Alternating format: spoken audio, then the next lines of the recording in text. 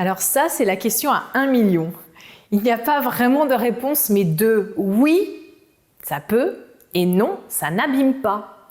Donc plutôt que de demander est-ce que les extensions abîment ou affirmer sans savoir que toutes les extensions abîment les cheveux, voici plutôt pourquoi dans certains cas les extensions peuvent effectivement abîmer les cheveux et dans d'autres cas pas du tout.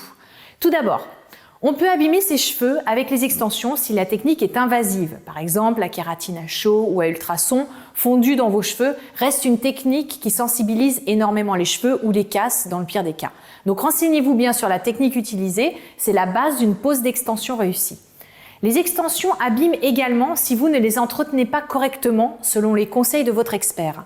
Par exemple, si vous tirez fort en brossant, ou si vous êtes une adepte des brushings en toutes circonstances, vous risquez de casser vos cheveux ou de les fragiliser. Sans être dans l'extrême, il y a quelques précautions de base pour éviter ce genre de situation.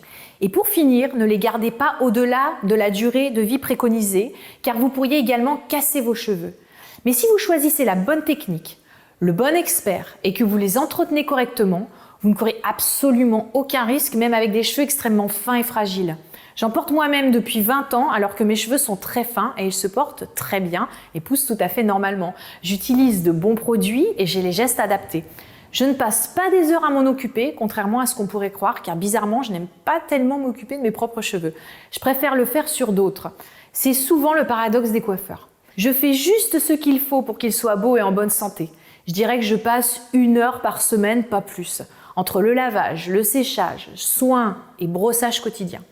Ce qui est souvent moins que la plupart de mes clientes.